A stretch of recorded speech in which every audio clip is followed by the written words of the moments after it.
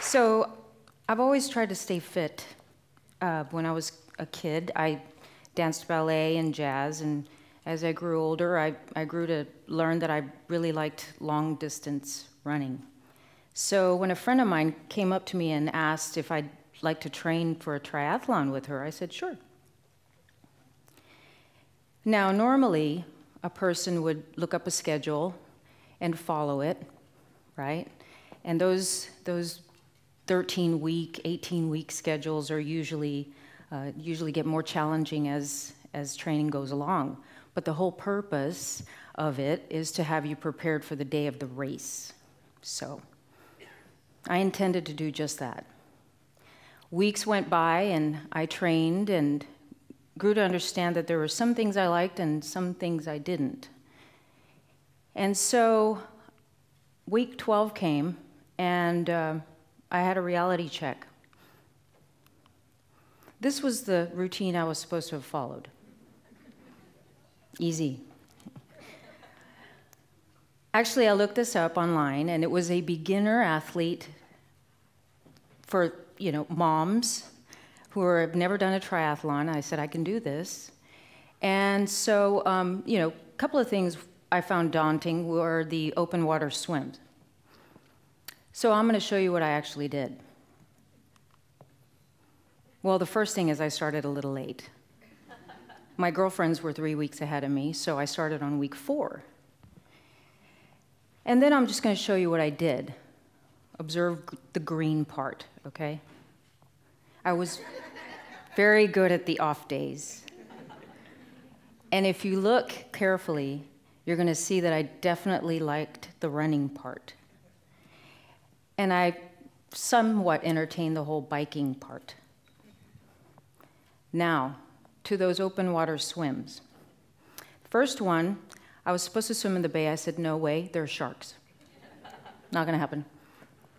Then, later, I had to do it again. I said, absolutely not. I've done my hair, and I'm not getting in the water. So, really, honestly, the week before, I had not really trained at all in swimming. And so I drove myself to the Margaret Clark Aquatic Center, put my fancy new goggles on, dove in the pool, and swam half a mile without dying, right? I was very excited. I said, I'm ready, I'm good to go, let's do this. Called my friend Melissa. I said, Melissa, I'm ready. She said, well, tell me about your training. And I told her, and she said, Nina, is this the first swim you've done? I said, yeah, but I can do it. And she said, you're gonna die. So the day of, I was in Austin, Texas, and this was a sprint triathlon for women. It was the Danskin.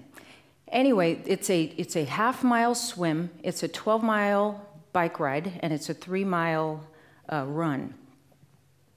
So there I was at the edge of Decker Lake, and I look around, and I said, this is probably what heaven looks like when everybody's drinking kale smoothies and they have Jillian Michaels as their personal trainer. Annoyed, I jumped in the water. And it was soon after that I realized I could not touch the bottom.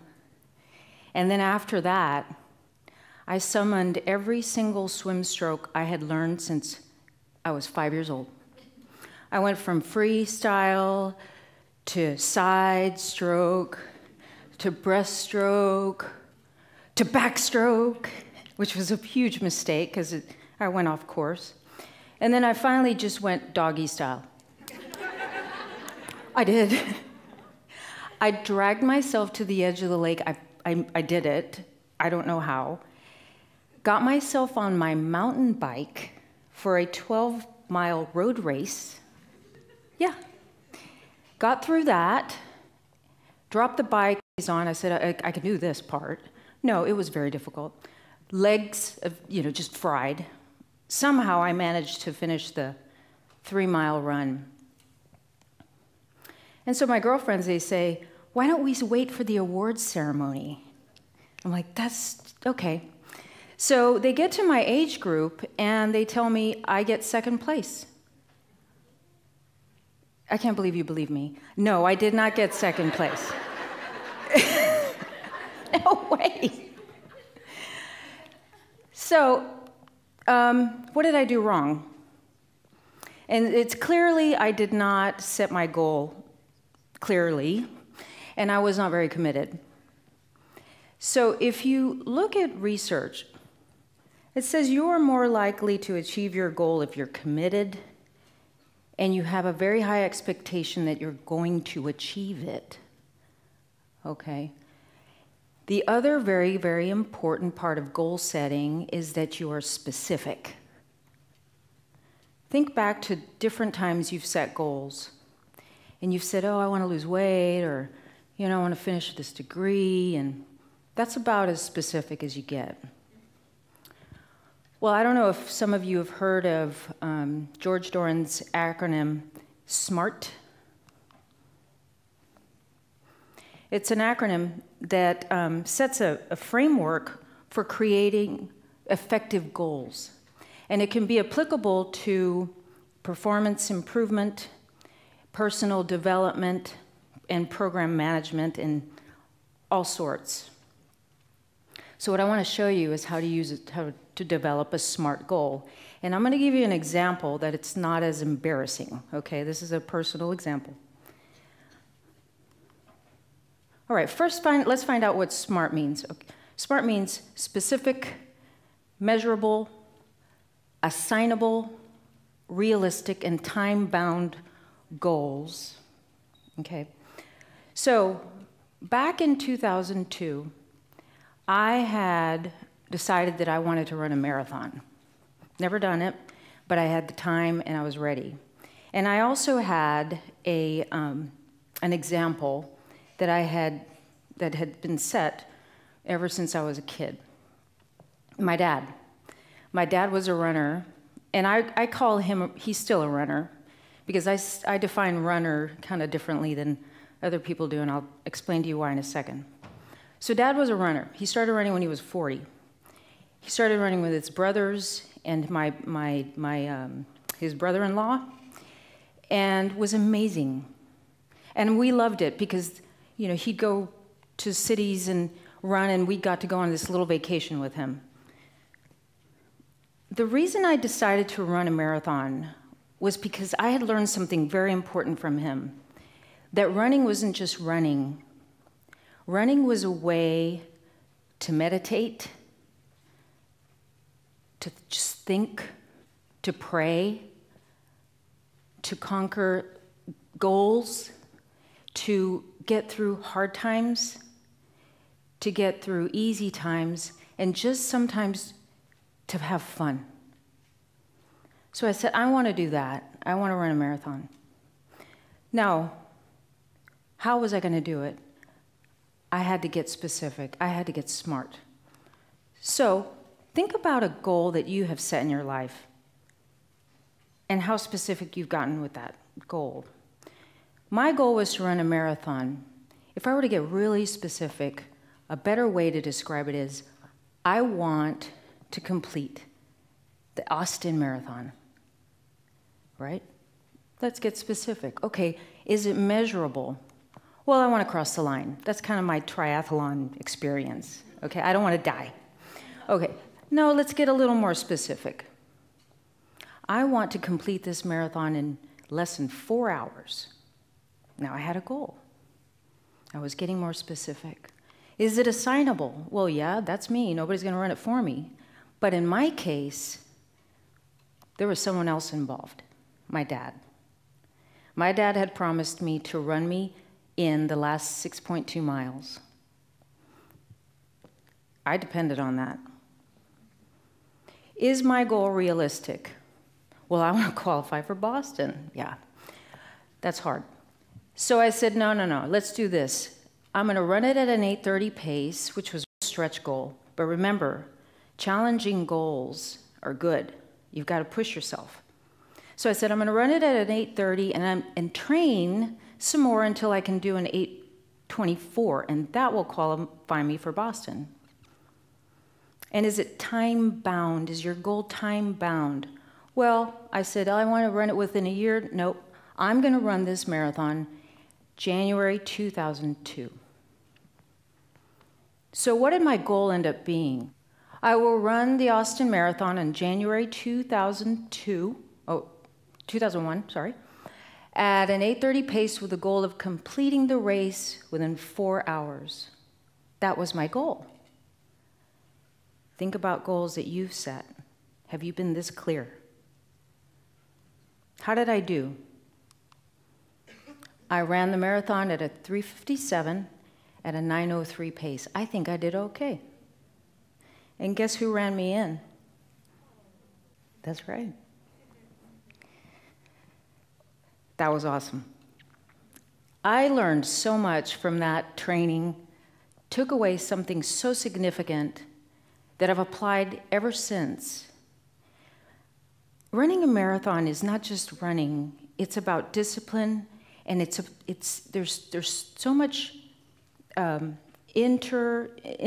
internal focus that you have to provide for yourself in order to get through it. And sometimes life is that way. Sometimes life can be so challenging, you don't know how you're going to survive it.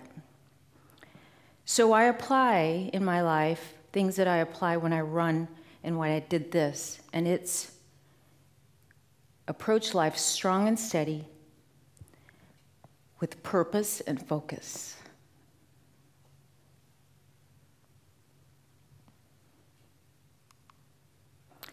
Now, setting a SMART goal is great and can be fun, but is that enough? Is that really enough? Well, no. There are other influences that you have to consider when you set goals, especially things like the environment and maybe some financial barriers that you have to address. And even more so, which is so much more important, I think, is the social support that you receive.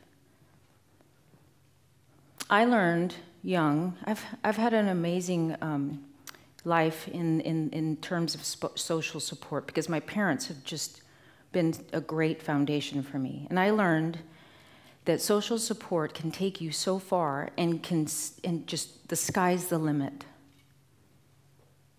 When my mom wanted to complete her PhD at UT Austin, she didn't just say she wanted to complete her PhD. She said, I want to get my PhD in multilingual studies at UT Austin, Tom. And he said, you go for it. And she did, because she had the social support. And I learned, you have that, you can do anything. So there was Mom walking on campus with her baby blue Doc Martens, eating some Austin kind of food, having the time of her life, because she had that support.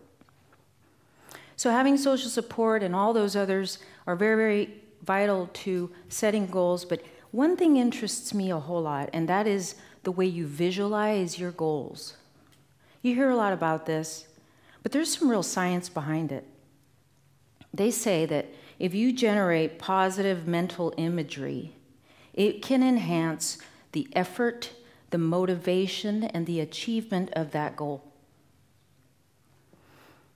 What's even more interesting is the positive images you have and the perspective that you take when you take on that the image. In other words, if you see yourself achieving the goal in the first-person perspective, you are actually crossing that line, right? You're in the environment. You can achieve that goal, but what's more powerful is seeing it in the third-person perspective, watching yourself cross that line, watching yourself shake the hand of that person who gave you that great job or the contract or whatever is that goal you set. They've done actual studies with children and their perspective. And those kids who take on that third-person perspective are more motivated to accomplish goals they set, and they achieve higher goals. Here's my challenge to you. Revisit goals you haven't met. My challenge is also learn from the people around you, especially those who have led you, because it's our responsibility to teach that to our younger generations so they can set their goals. That's my baby. Thank you.